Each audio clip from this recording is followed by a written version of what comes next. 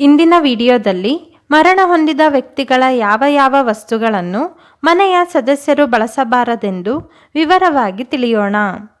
ನಮ್ಮ ಗರುಡ ಪುರಾಣ ಮತ್ತು ಜ್ಯೋತಿಷ್ಯ ಶಾಸ್ತ್ರದ ಪ್ರಕಾರ ಮರಣ ಹೊಂದಿದ ವ್ಯಕ್ತಿಗಳ ವೈಯಕ್ತಿಕ ವಸ್ತುಗಳನ್ನು ಮನೆಯ ಸದಸ್ಯರು ಬಳಸುವುದರಿಂದ ಮನೆಯಲ್ಲಿ ನಕಾರಾತ್ಮಕ ಶಕ್ತಿ, ಆತ್ಮದ ಬಾಂಧವ್ಯ ಮತ್ತು ಕರ್ಮಗಳು ಕಾಡುತ್ತವೆ ಎಂದು ನಂಬಲಾಗುತ್ತದೆ.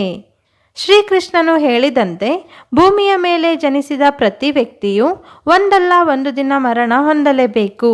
ಆದರೆ ಕೆಲವರು ತಮ್ಮ ಪ್ರೀತಿ ಪಾತ್ರರು ಜೀವಂತರಾಗಿದ್ದಾಗ ಬಳಸಿದ ಕೆಲವು ವಸ್ತುಗಳನ್ನು ಅವರ ನೆನಪಿಗಾಗಿ ಇಟ್ಟುಕೊಂಡಿರುತ್ತಾರೆ.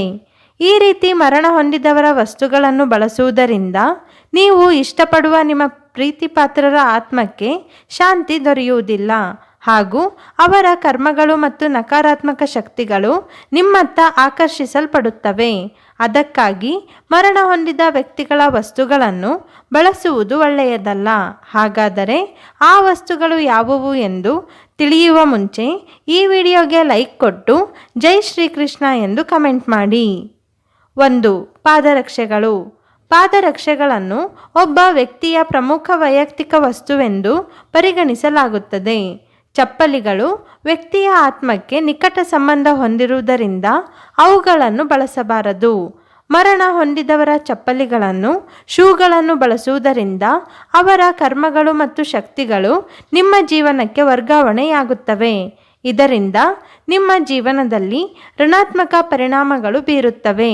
ಅದಕ್ಕಾಗಿ ಮೃತರ ಪಾದರಕ್ಷೆಗಳನ್ನು ದಾನವಾಗಿ ನೀಡುವುದೇ ಉತ್ತಮವಾದುದು. 2. ಬಟ್ಟೆಗಳು.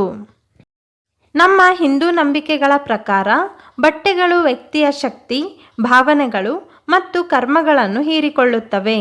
ಅದಕ್ಕಾಗಿ ಮರಣ ಹೊಂದಿದವರ ಬಟ್ಟೆಗಳನ್ನು ಧರಿಸುವುದರಿಂದ ನಕಾರಾತ್ಮಕ ಪರಿಣಾಮಗಳನ್ನು ಎದುರಿಸಬೇಕಾಗುತ್ತದೆ. ಬಟ್ಟೆಗಳು ಒಬ್ಬರ ಯೋಚನೆ, ಆಲೋಚನೆ ಮತ್ತು ಕಾರ್ಯಗಳ ಮೇಲೆ ನೇರ ಪರಿಣಾಮ ಬೀರುತ್ತವೆ ಹಾಗೂ ಇದನ್ನು ಧರಿಸುವುದರಿಂದ ಮೃತರ ಆತ್ಮವು ನಿಮ್ಮತ್ತ ಆಕರ್ಷಿತಗೊಳ್ಳುತ್ತದೆ. ಇದರಿಂದ ಋಣಾತ್ಮಕ ಪರಿಣಾಮಗಳು ಬೀರಬಹುದು. ಅದಕ್ಕಾಗಿ ಸತ್ತವರ ಬಟ್ಟೆಗಳನ್ನು ದಾನ ಮಾಡಿ ಅಥವಾ ಅವುಗಳನ್ನು ಸುಟ್ಟರೂ ಒಳ್ಳೆಯದು. ಇನ್ನು 3ನೇಯದು ಗಡಿಯಾರ. ಮರಣ ಹೊಂದಿದವರ ಬಳಿ ಇದ್ದ ಕೈ ಗಡಿಯಾರವನ್ನು ಅಥವಾ ಇನ್ನಿತರ ವಸ್ತುಗಳನ್ನು ಮನೆಯಲ್ಲಿ ಇಟ್ಟುಕೊಳ್ಳಬೇಡಿ. ಇವು ನಿಮ್ಮಲ್ಲಿ ನಕಾರಾತ್ಮಕ ಶಕ್ತಿಯನ್ನು ತರುತ್ತವೆ. ಮರಣ ಹೊಂದಿದವರ ಗಡಿಯಾರದಲ್ಲಿ ಅವರ ಶಕ್ತಿ ಇರುತ್ತದೆ ಎಂದು ನಂಬಲಾಗುತ್ತದೆ. ಅದಕ್ಕಾಗಿ ಇದನ್ನು ಧರಿಸುವ ವ್ಯಕ್ತಿಗೆ ಕೆಟ್ಟ ಕನಸುಗಳು ಕಾಡಬಹುದು, ಜೀವನದಲ್ಲಿ ನೆಗೆಟಿವಿಟಿ ಆವರಿಸಬಹುದು. ಅದಕ್ಕಾಗಿ ಇಂತಹ ಬೆಲೆಬಾಳುವ ವಸ್ತುಗಳನ್ನು ದಾನ ಮಾಡುವುದು ಒಳ್ಳೆಯದು. 4. ಆಭರಣಗಳು. ಚಿನ್ನದ ಆಭರಣಗಳು ಅಥವಾ ಇತರೆ ಆಭರಣಗಳ ಮೇಲೆ ಮರಣ ಹೊಂದಿದ ವ್ಯಕ್ತಿಯ ಬಾಂಧವ್ಯ ಹೆಚ್ಚಾಗಿ ಇರುತ್ತದೆ. ಏಕೆಂದರೆ ಅವರು ಇಷ್ಟಪಟ್ಟು ಖರೀದಿಸಿದ ಆಭರಣಗಳ ಮೇಲೆ ಅವರಿಗೆ ಮೋಹವು ಹೆಚ್ಚಾಗಿ ಇರುತ್ತದೆ. ಅದಕ್ಕಾಗಿ ಅಂತಹ ಆಭರಣಗಳನ್ನು ಇತರರು ಧರಿಸುವುದನ್ನು ಮರಣ ಹೊಂದಿದ ವ್ಯಕ್ತಿಯ ಆತ್ಮವು ಸಹಿಸುವುದಿಲ್ಲ.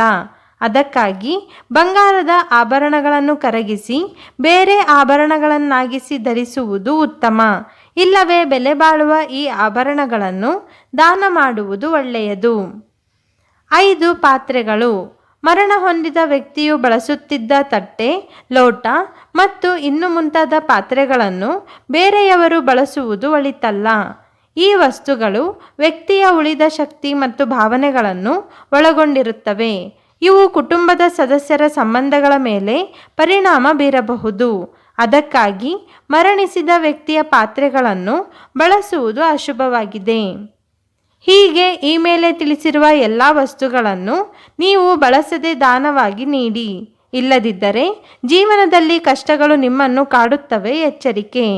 ಈ ಮಾಹಿತಿ ನಿಮಗೆ ಇಷ್ಟವಾಗಿದ್ದರೆ ಲೈಕ್ ಮಾಡಿ, ಶೇರ್ ಮಾಡಿ, ಕಮೆಂಟ್ ಮಾಡಿ ಮತ್ತು ನಮ್ಮ ಚಾನಲನ್ನು ಸಬ್ಸ್ಕ್ರೈಬ್ ಮಾಡಲು ಮರೆಯದಿರಿ.